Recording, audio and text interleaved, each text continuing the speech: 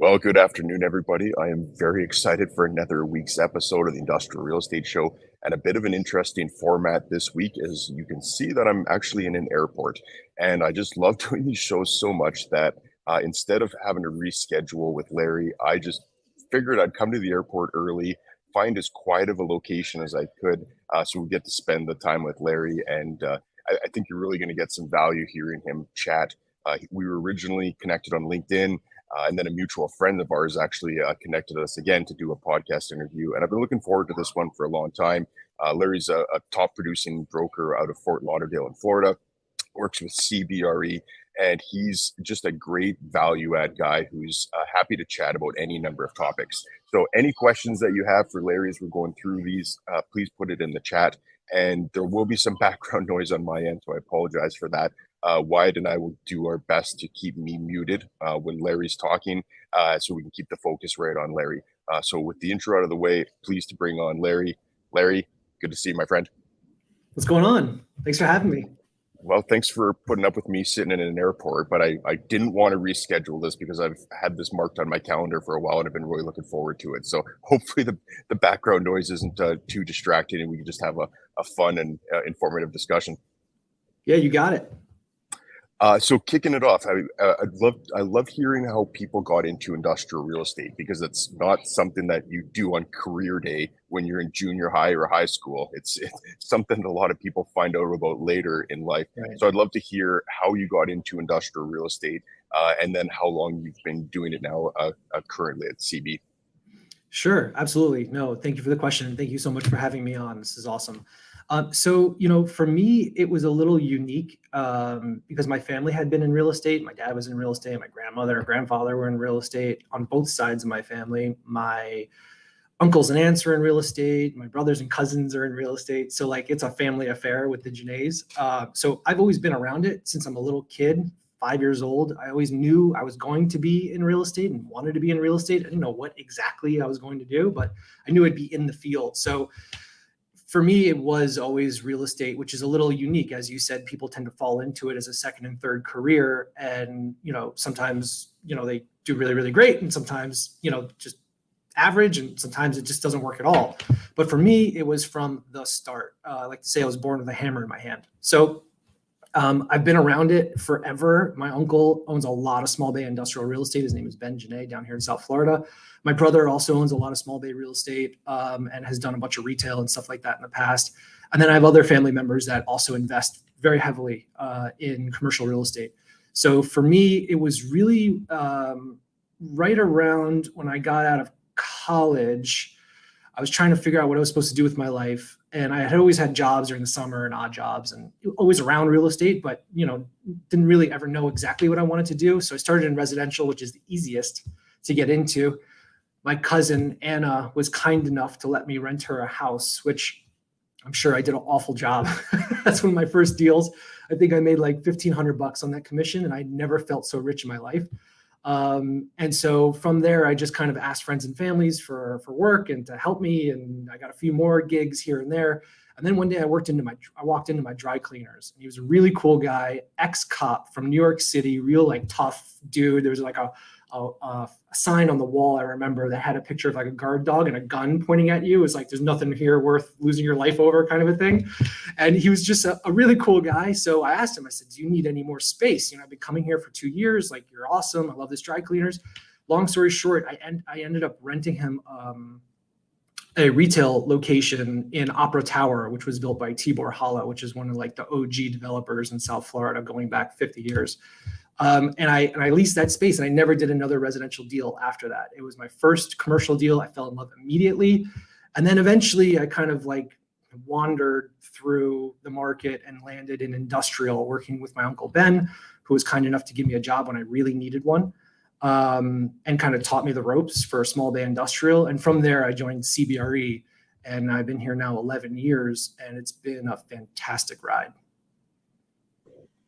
That's a very cool story. And funny enough, I started in residential as well. That was back in 2004. I did a year residential as well. Not sure what I wanted to do. I was buying and selling some properties and went into residential for a year because that just seems easy, right? Everybody just naturally can get into that. But I Right. switched over a year later. So in 2005, I joined Brokerage, and same company ever since, actually, because it's one of those strange industries where if you don't know anything about it, it's hard to even get insight into what the market's like, what a career in brokerage is like, things you need to know, things you need to do. And that was kind of why I was just so excited to talk to you about this, is that I was hoping that between you and whatever little amount I could add in as well, I'd love to just pull back the curtain on industrial brokerage and talk about what are some of the things that brokers would need to know. What are some of the things that brokers should be prepared for? How can you be successful in this business? And really just have it as a conversation of kind of like a career highlight day. We could be a traveling roadshow where we go high school to high school and junior high to junior high and actually tell people what industrial brokerage is like. But instead of that, we'll just do it on this podcast. So before we get into that, and I do want to encourage anyone, any questions that you have for Larry or myself, please feel free to put them in. We'll get to as many as we can. There was one question I want to actually start with before we jump into the rest of that, Larry.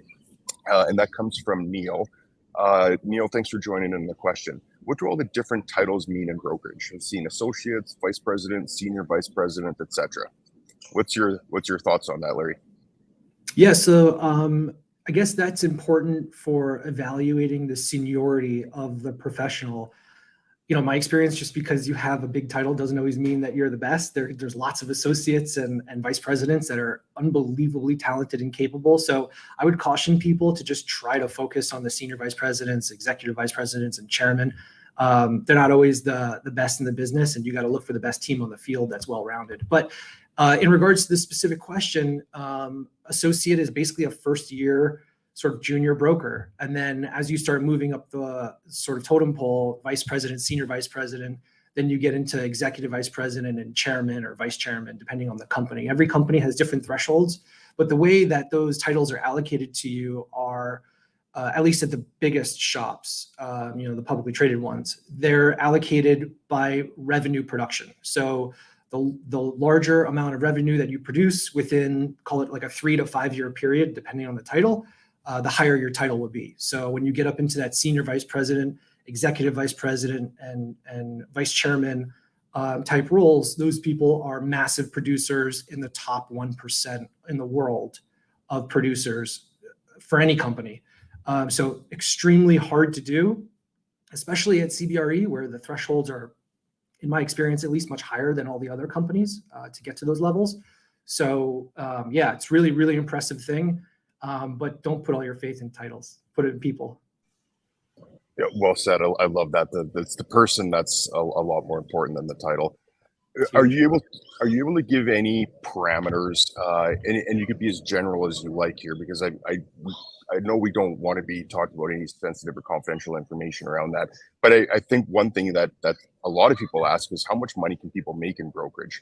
So can you tie anything into what those titles mean? You mentioned that's revenue within 3 to 5 years, and maybe you don't need to specifically mention CB, but even just as some parameters on what people could expect on some potential revenue that's out there for brokers.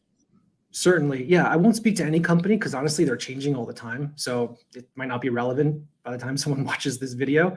And I definitely don't want to disclose any like proprietary or confidential information. So I certainly won't do that. But I can speak to my own personal experience and experience of people that I've hired and have worked with me in the past or that I know of. So for me, it was a different time, right? It was like 11 years ago when I got here. The market wasn't the type of market that we have right now. The rents are higher.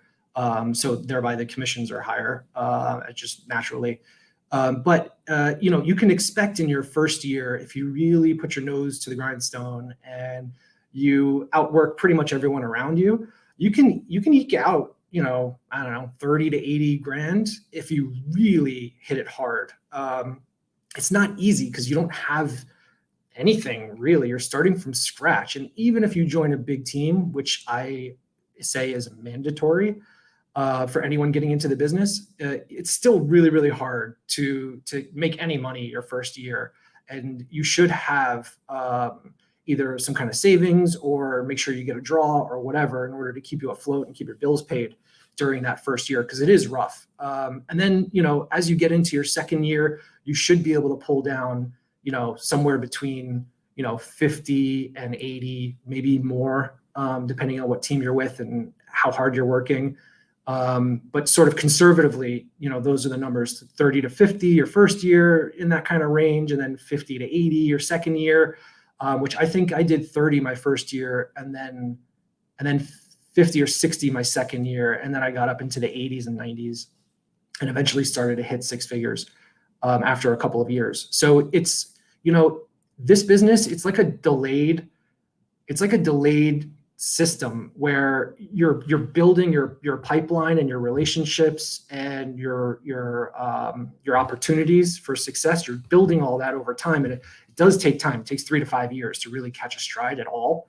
But then once you build it, it's not that it's easy, but that you know what you're doing. So it's a combination of two things. You know what you're doing. You can walk and chew gum at the same time. And you have this nice pipeline, and you have these clients that hopefully like you and bring you repeat business.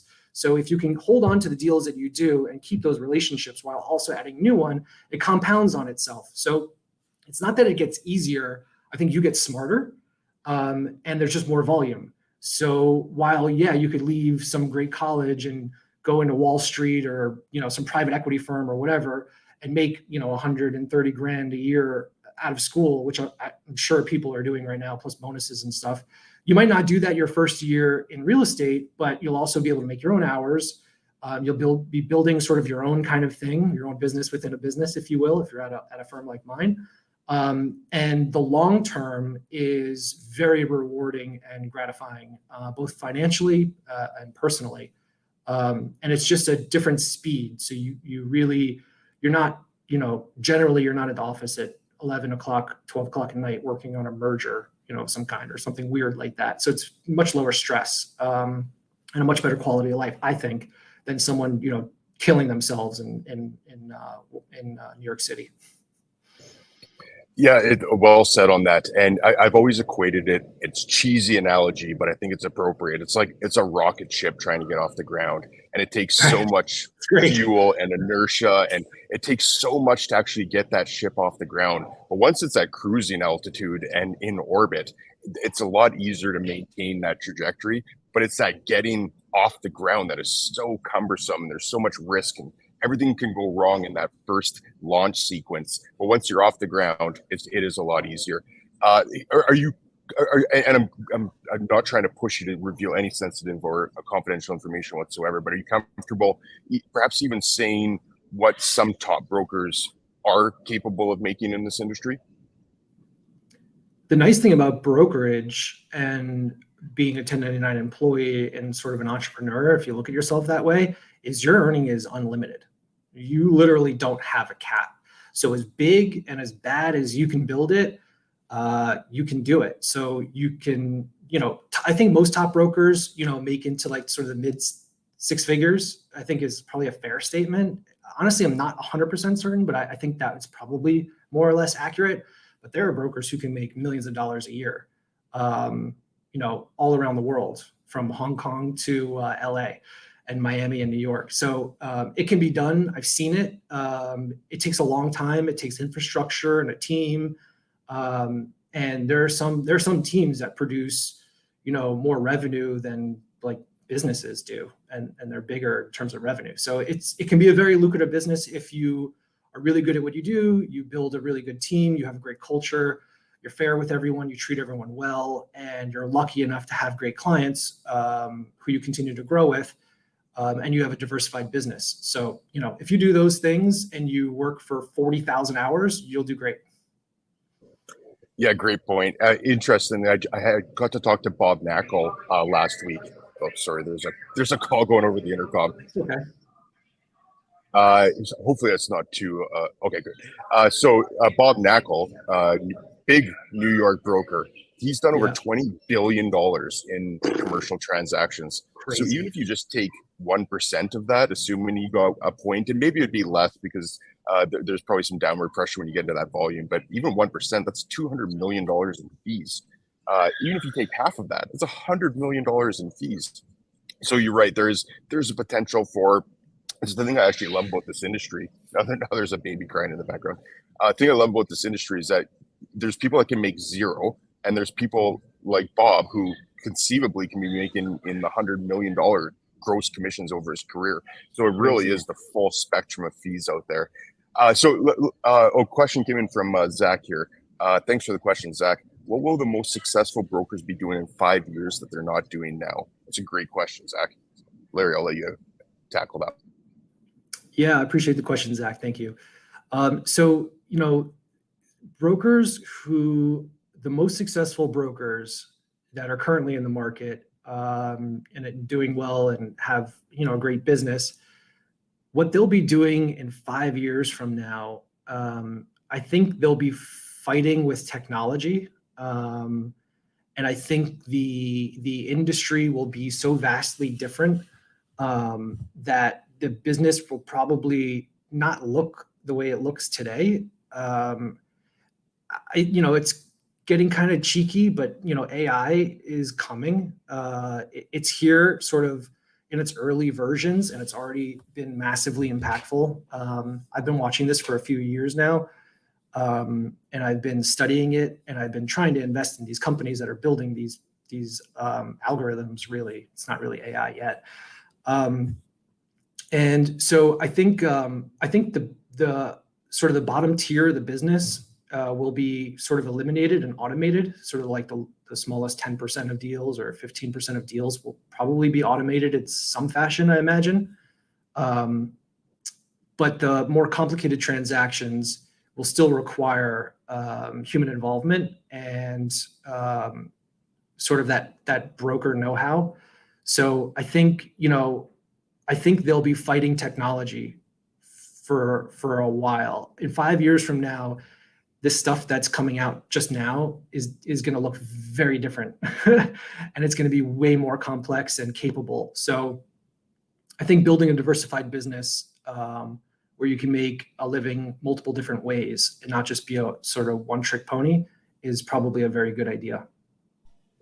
Yeah, great answer on that. And if I could add something onto that, and I completely agree with how you stated that, I think that there'll be some commoditization of some transactions. And like you said, that could be the bottom 10, 15%.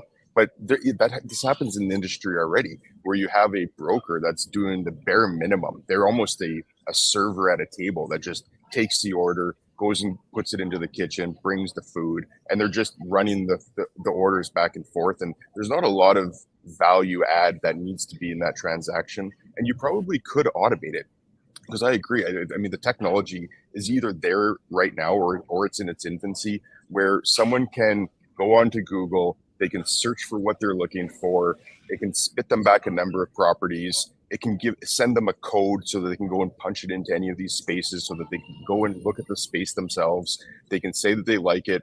AI will auto-generate an offer. It'll get sent to the landlord. Like that's not that futuristic as you start breaking it down. And for very simple transactions where a broker isn't necessarily bringing anything more to the table, that could be worrisome. But I agree with you. Complex transactions that take more than one simple tour need to have somebody guiding them through that process. It's just a level of expertise.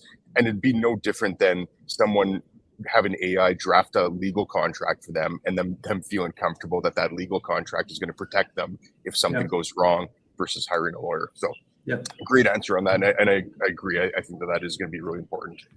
So on that trend then, what do you think brokers need to be aware of right now, or where would you be directing either new members on your team or even some of the experienced members or even yourself? What do you think the focus should be for the next few years from an industrial broker standpoint, as well as just trying to integrate all these different systems that are coming? Yeah, I mean, if you follow my content, and hopefully a lot of people that are watching this or will watch it you'll know that I tend to repeat a few really key points, which was, I don't know if he got it from somewhere, but Naval is someone that I follow a lot and I really respect and has taught me so much from afar. And he really hits home when he talks about, for me, he hits home when he talks about leveraging technology, capital, and labor for a mutual benefit. So I'm hyper-focused on that right now. I will continue to be hyper-focused on that years from now. Don't think it's going out of fashion.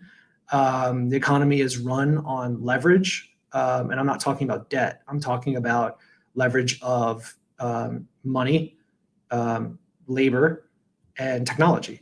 And with those three things, you could literally scale anything that people want to buy. And I really believe that brokerage teams, and there are many who do this super successfully, are in large part just dudes doing deals, is what I like to call it. And they're not really focused on building infrastructure or data management or any kind of like competitive advantage. And again, like I said, there are many who are doing this expertly, and I'm not. I'm just trying. But there are many who have given me the inspiration to really take this on, or at least try to. So I'm really focused on trying to build and scale, trying to create a better experience for the customer through data, labor, and the use of capital. So we invest a lot in this team every year. We run big salaries. We invest in a lot of technology. We basically spare no expense for the most part. Our marketing budgets are probably 3 and 4 and 5x a lot of our competitors, which I'm proud of. I wear that as a badge of honor. I'm excited to invest in my own business, and I really want to grow it. I want to scale it, and I want to be able to take people who never thought that they could be successful at this, teach them everything I know, get them up to speed, and then empower them to become successful and to become top producers in their own right. And hopefully we get to keep those people and they stay on board. And there's some loyalty there, but I really enjoy that. I think it's scalable. And I've already built a pretty decent sized team. We're about 10 people, hopefully going to 12 pretty soon. And I'm going to remain focused on that for a long time. I don't think that's going out of fashion. That's an impressive sized team. Congrats on that growth. Where have you seen 11 years that you've been exclusively in industrial? Where have you seen the market shift in those 11 years? Technology's obviously come a long way, but I guess what I'd really love to hear is when you're spending that much more, 4 to 5 times what your competitors are in marketing, is that a relatively new phenomenon where you're just trying to get eyes on the properties or trying to bring new business into the team? How has that evolved? And how has brokerage evolved even in the 11 years that you've been doing this? Yeah, that's an excellent question. So everyone's gotten a lot younger. I think that's across the board nationally. Brokers have gotten a lot younger. Asset managers have gotten a lot younger. Acquisitions people have gotten a lot younger. CEOs have gotten a lot younger. So it's happened across the board. And I'm not pointing to any one trend or anything. It's just happening. I don't know why. And I don't really care to get into the details of it because I don't really understand it. But it's gotten a lot younger, the market as a whole. So that's an interesting trend, which actually worked in my favor because I just turned 40 last weekend. But my whole career, I've been like hiding my age and like so afraid to tell people that I'm like 30 or 32 or whatever, because they wouldn't want to work with me because I wasn't old enough. And, I compete with 60-plus-year-old people sometimes. It's just kind of awkward when I'm like half their age or whatever, or a quarter their age or whatever it is. So, now I can be honest about my age. I have a little bit of gray hair here, so I kind of might know what I'm talking about sometimes. But so that's been an interesting trend that has really worked in my favor a lot for the most part. And then I think, it's not specific to real estate, it's more macro, but it's changed everything. And you can notice it the most kind of in the last 2 years is the information age. So we've had the internet and all this stuff for a long time, right? But social media really hasn't been around that long. iPhones, not that long either. And, the prevalence of them has grown to like a mass scale. It's basically got everyone now in the United States. So people can get their information very, very quickly now. So I think my impression is 10 years ago when, or the last crisis hit, everyone kind of knew what was happening, but the news didn't, the detail of the news, the minutia of the details of the news really didn't travel that fast. And people didn't really know exactly what happened until they started writing books and making movies about it. I feel like right now, everyone knows to the minute exactly what's happening and why, because all the information is out there and it's very easy to obtain, much more so than 10 years ago. So I think the fact that the market moves much faster than it ever has before has changed the way things work. And that's something that I'm thinking a lot about and trying to figure out exactly how to leverage, because historically the way brokers prove their value or whatever, other than execution of deals, was information and data. And they would hold on to it like it's the holy grail or something. And they would hide their comps and hide their lease comps and, not share any information with anyone so that they were the only ones that had it. Now that the information is so obtainable and travels so quickly, it's almost like you want to get it out the fastest rather than hide it from everyone, which is an interesting flip in how things used to be done in the business. So that's been really fascinating for me to watch. So on that, and I think that ties neatly into social media, because you're LinkedIn, you're doing an excellent job at that. I'd have to think that you're one of the top industrial guys for sure using LinkedIn right now. What's worked for you? What's like what when you're talking to someone new, or whether it's someone on your team or just someone that's curious about it? What would be your general recommendations for someone that wants to start incorporating that into their own business? It's been great. I really have enjoyed watching how it's like evolved from my first video to today. It's pretty insane. I now get tackled at public events, on the weekends with my wife, and she looks at me and she's like, "They know you from LinkedIn?" I'm like, "I guess so." And it's really cool, and I love it. And I love when people come up to me and say hello and introduce themselves. So I would say that it's just another arrow in the quiver. It's not the end all be all. It can't be the only thing that you do. That'll never work. But it needs to be one of the tools that you use to grow and service existing clients. So when you're putting out valuable content that people want to consume, that's authentic, you can grow your audience. And then it's kind of like the whole Gary V, like jab, jab, jab, punch, right hook thing, where you add a lot of value, and then every once in a while you really need something, you got a vacancy you want to fill or whatever, and then you could hopefully leverage to a great extent that network that you've built and that follower base that you've built, and throw out a post, "Hey, I've got a vacancy in Sunrise, and if anybody needs pharmaceutical space, hit me up." And now when I do that, I get a lot of leads, and it's not always from the weird thing about social media is the business that you get from it. It's never from the exact person that needs it. It's always from someone who just had lunch with them, right? Or just met with them. And sometimes it's 2 and 3 people that they have hung out with over the last 2 weeks that all recommended you. So it's like once and twice and 3 times removed from the actual person who needs the business or has a problem that you need to solve. So that's really been the power of it. It's been incredible. It's helped my clients, I think, in a lot of cases, obtain much better results for their assets and help them become very well known within the market when maybe before they weren't, either individually or as a company, which is really cool to be able to help them do that. And then also it's helped us grow our business, and we've gotten a lot of business from it. And then I've also been able to help a lot of people. Like a lot of people call me and they're like, "What should I pay off first? My college loans or my credit cards?" And like, I get all this stuff all the time. Like, "Hey, I'm thinking about getting married. Like, what kind of questions should I ask her?" Like, I get the craziest stuff, and I get to help all these people because I've made 1,000 mistakes and I know more or less, what to do and what not to do in certain situations.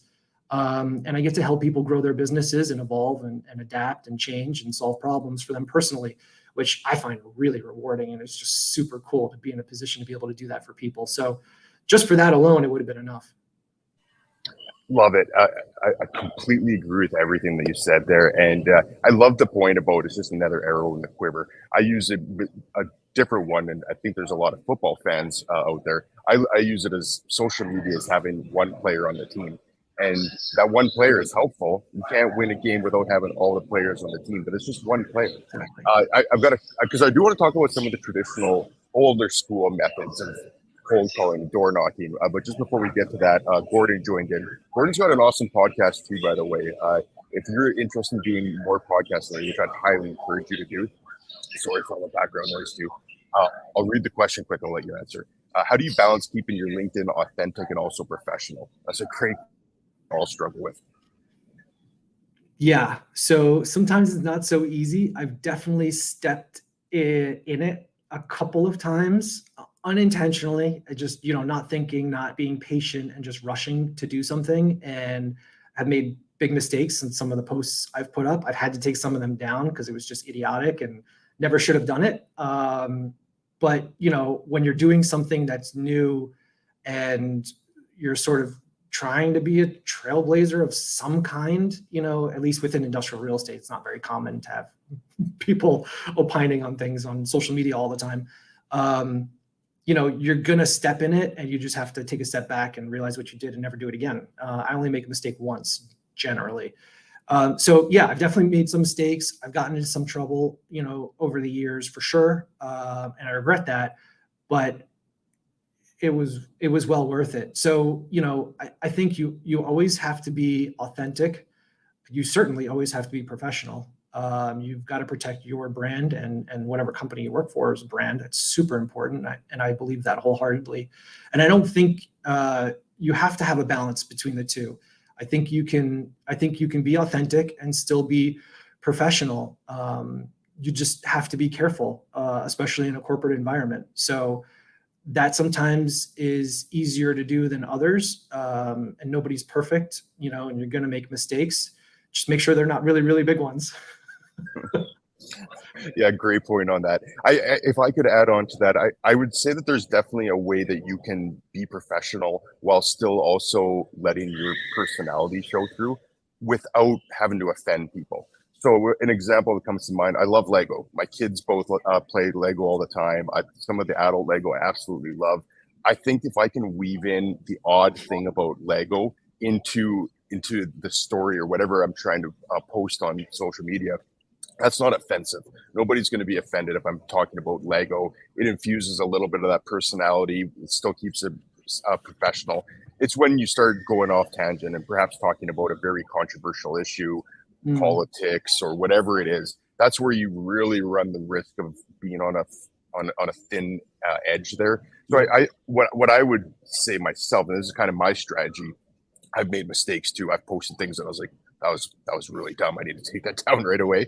I try to look at it as you almost just need to have an alter ego online, where you might be someone a little bit different than you are if you're hanging out with a couple of your close friends. You might be different than if you're hanging out with a group of CEOs. You're going to have different conversations with your group of CEOs that you're hanging out with versus your group of buddies that you might be having a beer and cigars with.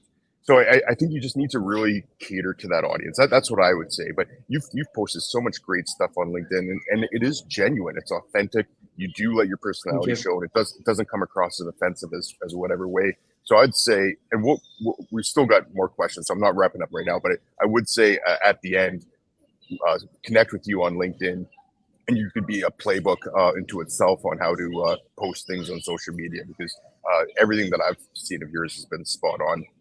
So moving on to the older school prospecting. So arrows in the quiver, players on a football team, whatever analogy we want to use. Social media is one of those, but there's still a requirement for a broker to be successful, to service their clients, to have long-term success in this, to do some of those older school methods. And I know that you've posted on this before on cold calling and door knocking.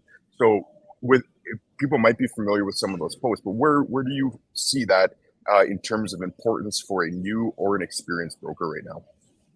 Yeah, it's critical, especially if you're a new broker getting into the business. Sort of growing the pie or generating new business that didn't exist before is crucial. Some people are really, really good at that, and some people gravitate towards just executing the business. Some people can do both. It really just depends on how you're wired and what you're happiest doing. So, I'll go old school to new school. So old school way of doing deals is just whatever comes your way, you jump on and you do it. It's like the shiny object sort of thing, which is fine. And a lot of people still do that very successfully. So don't get me wrong. I'm not knocking anyone. But at the same time, there's certainly a better way to do things. There's always a better way to do things. And I've found that allowing people I'll just speak about my team. So allowing someone to come on and join my team, they're not pigeonholed. They immediately are able to do sort of really whatever they want in terms of the deals. They can generate new business. If they feel like they want to sit on top of that business and execute on it, they can do that. Or if they want to just generate it and pass it off so that they can keep generating business because they enjoy doing that more, they can do that. So we're siloed on our team. We have two different branches of the team. My business partner, who I built this thing with and who's amazing, Tom O'Loughlin, has captains sort of the leasing side of the business and the sort of the process side of the business. So he sits on the big accounts and he makes sure that the buildings are full and that the clients have everything that they need. And it's very service oriented and transaction oriented, getting all the deals done and the renewals done and everything. On my side of the business, what I'm sort of involved in day to day is business development and trying to generate sales as well. So getting new listings for properties for lease, getting new listings for properties for sale, selling things off market and things like that. And then underneath both of us, we have our teammates who are extremely capable and well liked and respected in the market, and they're doing their respective things. So my guys and gals are cold calling and generate business. His guys and gals are processing and doing really customer support and just staying on top of these projects and making sure that everything goes the way it's supposed to go. So there's no sort of like those traditional peaks and valleys where you're like generating, closed, generating, closed. It's like that old traditional way of how things used to be done. That for us doesn't exist. It's always business coming in, business getting done, and there's no ups and downs. I think that's a unique model that's better than the way it used to be done. And in terms of the generating of the business, it's everything. It's cold calling, it's speaking on panels, it's doing social media, it's door knocking, it's mailers. Snail mail is really big because spam is just so crazy. Everyone gets so many emails. I went back to the old school snail mails and FedExes and things like that when it's appropriate. A lot of data mining. So like, not only do brokers, get my flyers or my emails and stuff, like family members of theirs get it too. So really just trying to go deep and making sure that everyone possible is seeing our stuff and that it's being talked about in the market and that everyone's aware of it, because eyeballs equals success for what we're trying to sell here. And then just penetrating every nook and cranny of the market we possibly can. And it's being really consistent about it and doing it all the time, forever. Where are you spending the most money right now in terms of marketing? Is it on that snail mail, like the print and sending it out, or is there another area where you're investing more in?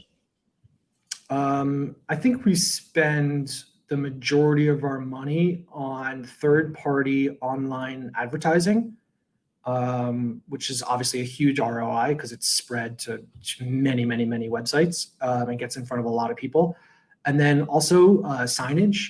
We have a ton of signs and they're all huge. We make really, really big ones on purpose so that they get noticed. And then we also put lighting on them so you can see them at night. So our signs are just monstrous. I mean, it's almost comical at this point with how big they are.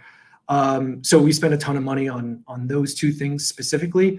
And then we do a lot of 3D virtual tours, which take a lot of time and energy and of course money, because people don't do things for free. So we do a lot of 3D virtual tours for all of our properties. Before it was popular when COVID hit, we've been doing them for a long, long time. So a lot of online advertising, a lot of just tech to be able to see our properties from anywhere in the country or in the world very easily. And then a lot of like boots on the ground signage. That's probably the three biggest. I think I'm just muted there. No, you're good. Oh, okay. Is there one that has more of an ROI than the other? Like, if you had to start from scratch and recognizing that you built this impressive machine over 11 years, what would you say to someone that's perhaps doing the bare minimum right now but wants to add something? Is there something that you would prioritize adding, or do you think it's a combination of all of these things that have led to success? Yeah, if you're just doing the bare minimum and you're trying to figure out a way to sort of break to the next sort of level or horizon or whatever you want to call it, I think probably the best thing you can do is hit the phones and hit them hard and just try and find opportunities out there. Even if you're not in a place where you can execute on the deal, maybe you can refer it to someone that's an expert at that specific thing. And then, keep 25% of it or whatever.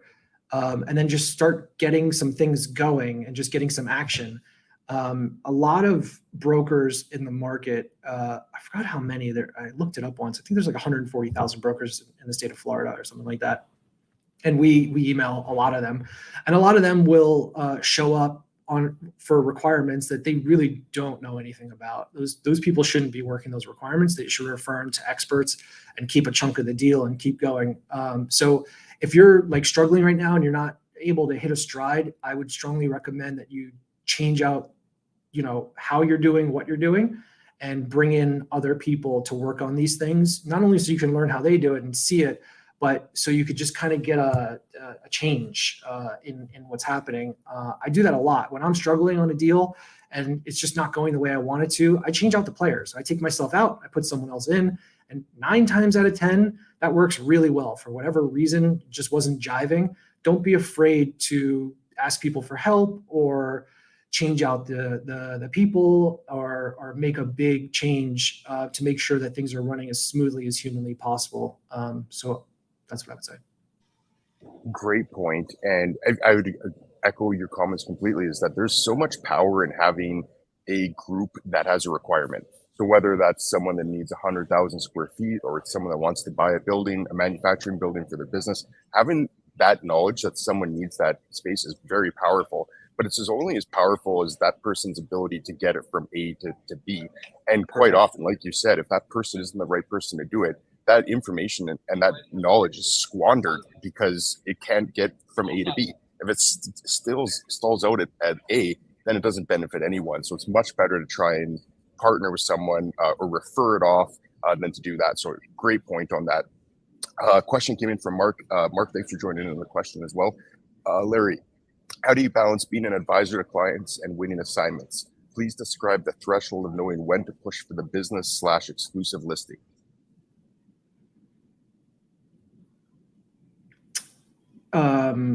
Thank you, Mark, for the question. So, I mean, I don't think there needs to be a balance between being an advisor and winning the assignments. I think those two things go hand in hand. You always have to be an advisor. You always, have to be honest and forthright, give good, true, valuable information to people so that they can make the best decision. Sometimes that doesn't end up in a deal for you. And honestly, that's the best thing you can do, not just for yourself and your own karma or whatever, but also for the client. They will really respect you if you tell them, hey, look, like what you're looking for, don't really think it's achievable. In fact, I think there's some opportunities here. You can create additional value, and now's not a great time to sell. You should probably pull back, do these few things. If you need help with it, I can help you. If you want to do it yourself, go do it yourself, and then call me when these things are done, and you'll have a much better result. If you're approached by someone where the thing you need to tell them is not to do a deal, then you need to tell them not to do the deal. And hopefully they'll respect that and come back when they're ready. That happens to me a lot, and it's a great way to, earn someone's trust because it's the right thing to do. And eventually you'll do the deal. And if you're sort of an abundance mindset, then you just have other things going on. You're not so desperate for a deal. You can very easily have that conversation, and it goes a long way for everyone involved. And then in terms of when to push for the business or the listing, it's always, you should always push for the business and the listing. Your time is valuable. You as a person, you're valuable. There are other things you could be doing with your time, like spending it with family or fishing on a river or something. So you should respect your time, and you should be aggressive about where and how you spend your time. And I think, you should always be pushing for the business. And if there's pushback on that, and there's not something you can do to change it, I think you should move on. I think you should follow up, because the dollar's in the follow-ups, as everyone knows. But I really believe that you should let people know you want the business, tell them why you deserve it, and how you're going to be successful for them. And if you're conveying a really powerful, authentic, and valuable message, and you convey trust, and people know that you're the guy or the gal to do the deal, you will get hired. And if you're not, just keep pretending like you are until you know what you're doing. That's such fantastic advice, Larry. And I love everything you said there, because that's for somebody out there that's perhaps struggling with that. And we've all been in that scenario where we've tried getting a listing and perhaps another broker overpromised on what they thought they could get for it. So perhaps it's a sale listing and you think it's worth $5 million, but another broker goes in and says it's worth $8 million. Do you take on that listing just because it's $8 million, or do you just recognize, and I, rhetorical question, because I know what your answer is on this, but do you just recognize that that's not giving them proper advice? And if you follow up with them, give them the best advice you can.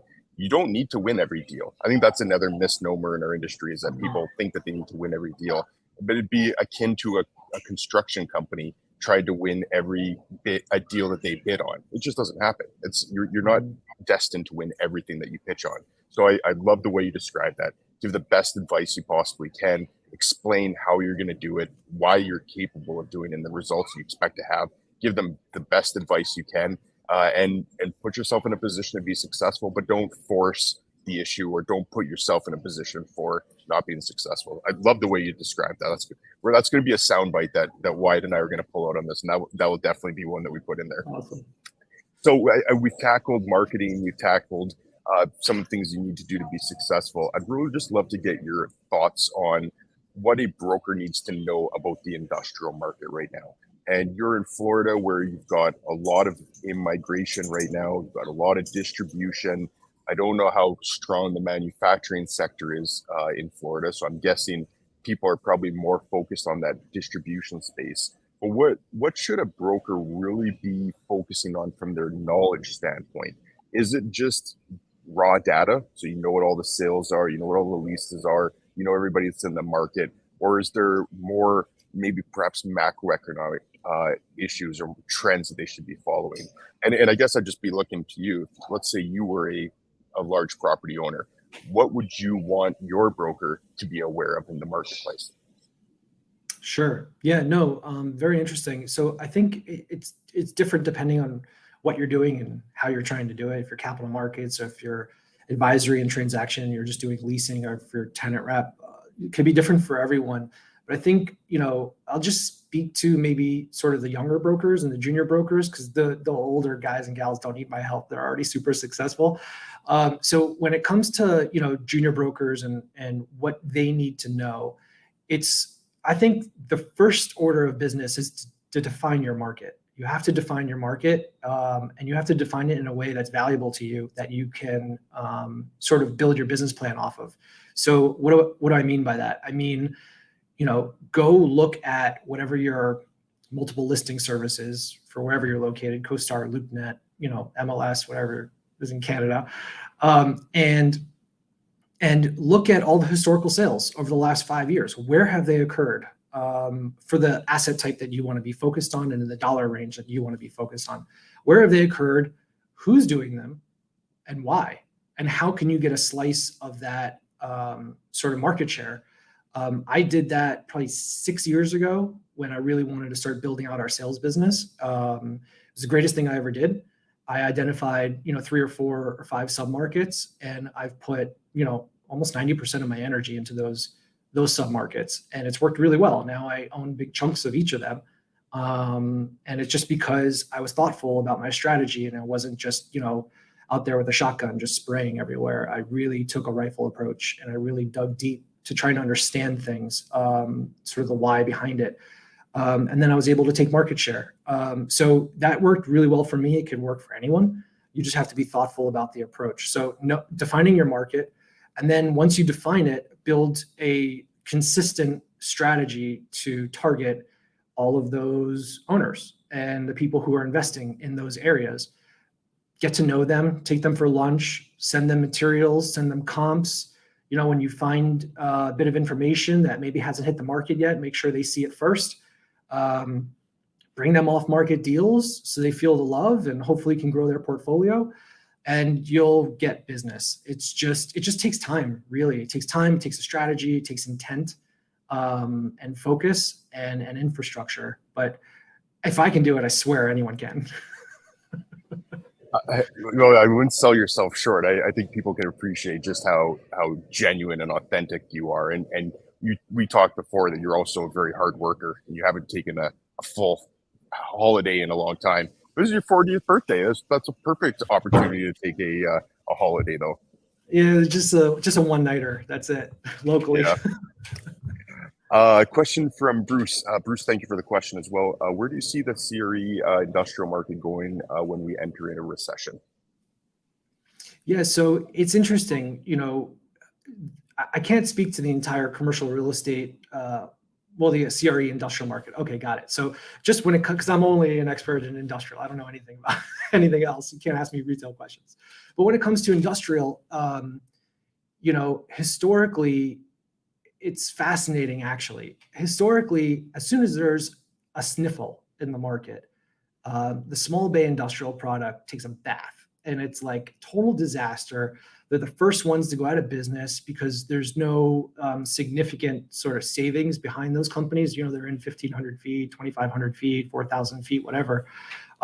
Those companies are startups and they're lean, and they're trying to build something. So historically, those groups go out of business first. But when COVID hit, sort of the opposite happened. And it was a total anomaly and never should have happened on paper. Small bay industrial exploded. And I think it was probably a combination of people getting laid off and starting their own businesses, people wanting to work from home and not in the office, starting their own businesses, and then sort of the boom in buying, which was probably fueled by cash pumped into the system and people needing to do things for their homes because they were spending so much time there. So new refrigerators, new patio furniture, new this, new that, new kitchens, whatever. Everyone started renovating their houses. So those things combined created like a perfect storm for small bay industrial, which never should have happened. It's fascinating to see. And rents, were going up 40, 50% a year for a couple of years straight. That's incredible. So, if there's a recession on the horizon for the United States heading into sort of the end of this year, into next year, it's possible. It's on CNN. You could just Google it. It's like pretty much everywhere. Every newspaper is talking about it. If there is a recession, I think the most resilient will be small bay industrial. I think it'll continue to outperform in every way, shape, and form, especially in areas where people have disposable income and they're sort of well located, not in sort of really rough areas with no sort of capital around it, where it's just really lean, sort of in those very tertiary markets. I think that stuff could certainly have problems, but the well located stuff in major metropolitan areas or areas with the influx of population growth, as you stated, will outperform and really surprise everyone to the upside. And then in terms of the bulk industrial stuff, we're seeing really robust leasing demand across the entire country. We have not skipped a beat. While the volume will be off and more of a sort of back to normal, it still is likely to be historically high leasing velocity and absorption nationally. And while the most is under construction right now in the history of the market, it's being absorbed just as fast. So it's really, really interesting. E-commerce sort of dropped off a little bit recently, as you can imagine, after the flood of COVID and everything that happened after that. But 3PLs, third-party logistics firms, totally picked up the slack and just started absorbing space like crazy from retailers and everyone else who needed third-party logistics firms to handle their distribution networks. So we really haven't seen a big drop-off. It's more of a back to normal, which I think you can ask any investor. That's perfectly fine with them. Especially if we maintain the historical rental rates that have been hit. And even if they don't grow 30% year over year, nobody really needs that. So nobody generally underwrites more than 3 to 5% rent growth annually anyway. So it was just cream. But at this point, if rents grow 3 to 5%, everyone's going to hit their underwriting. So leasing velocity remains pretty strong. And if that changes, we'll make sure to let everyone know on our social media feeds. Well said on that. Well, we might just have to do a follow-up interview on this in the fall. I agree with you. Like the market was so hot for those 2 or 3 years that's not a healthy market either. Whereas it's good for the property owners, it's not good for the tenants, and that's a symbiotic relationship. You can't have a inefficient asset unless you have a happy owner and you have a happy tenant. And when it was that aggressive and the rates were going up so quick and people were losing out on space because they didn't even have the opportunity to do it, that creates a strained relationship between the tenant base and the landlord base. So even if the market does pull back a little bit, if a recession is a soft landing or whatever the outcome is, having a little bit of an increase in vacancy isn't a bad thing, just to restore some balance to that market. So yeah, I agree. It'll be interesting to see, but I think industrial's got the best chance of weathering this storm from an asset class standpoint. On that topic though, I'd love to just get your thoughts. Does your plan as a team, or you specifically, does it change depending on what the economic conditions are? And more specifically, assuming we do go into a recession, do you change how you do business, or do you just double down on all the things that are working already? Yeah, no, I think everyone has or is thinking about tightening their belt. CFOs are, people in their households are. Everyone's sort of, watching those credit card statements and, trying to keep them in check, or at least they should be. I think it's a prudent thing to do, whether you're, in any state of the market, any part of the economy swing, up or down. It doesn't matter. You should be controlling your finances. But at the same time, yeah, I mean, when things, like this, when interest rates, go up the way they have, when there's, a couple of bank failures and with some more banks in trouble, and there's some uncertainty in the market, you've got a couple of wars going on potentially. There's a lot of uncertainty. There's a lot of risk in the system. That's generally the time where corporate America says, "Whoa, hold on, full stop. Let's take a breath. Let's maybe not spend so much money that we were going to allocate to this, that, or the other thing." And we've seen some of that. It's also the exact time where I want to spend as much money as my team will allow me to continue to grow and take market share. Because while everyone is freaking out and all the big firms are sort of cutting staff and they're canceling internship programs because they're expensive, and other teams are sort of taking maybe more vacations than they would normally because they're not as busy, I want to be hitting it as hard as I've ever hit it, because I will take market share. And that happened in COVID when everyone went on vacation and they went to their vacation houses or they jumped on their boats or whatever. I don't have a vacation house or a boat. So I was working, and it was awesome. And we were hugely successful while everyone was kind of taking a nap. So I hope to be able to do that again. I hope everyone takes a nap again, and I get to hire a bunch of people who are really, really talented and help them achieve their goals while also achieving ours. Yeah, well said. I love it. I'm so excited just to see your journey as you continue developing that team. You're at 10, go to 12 members, and then see how far you can take it after that. I'd love to continue this conversation sometime in the fall and just get your outlook to see what things are looking like after we go through this with sell in May and go away mentality, and people just perhaps getting into wind down mode. I'd love to see how your attitude of just being aggressive and continuing to forge on and cut away at that market share. Can't wait to keep this conversation going. So we'll wrap up with that. I do really want to thank you specifically for coming on and sharing your time and being patient with me as I'm dealing with all this background noise in the airport. No, you're good. And I want to thank everybody who tuned in and for the great questions. That was awesome. I've got your LinkedIn description, LinkedIn in the description. We'll also post that as a comment and pin it. And encourage people to reach out to you. And one thing I always like to say, which is probably peculiar, I might be the only person on YouTube doing this, but I say, give me a thumbs up if you like this video, or give me a thumbs down if you didn't like this video. There's a lot of background noise, so there could be a lot of reasons to give a thumbs down right now. But thumbs up, thumbs down. I like any type of feedback. I always like comments as well. But Larry, thanks once again for taking your time to share that. I loved it. That hour went by very quickly for me, so I can't think of anything I would rather have done in an airport than having that chat with you. So thank you once again. Thanks, Chad. You're the man. Appreciate it. Okay, well, we'll be in touch. I really do appreciate it again, Larry, and have a great day.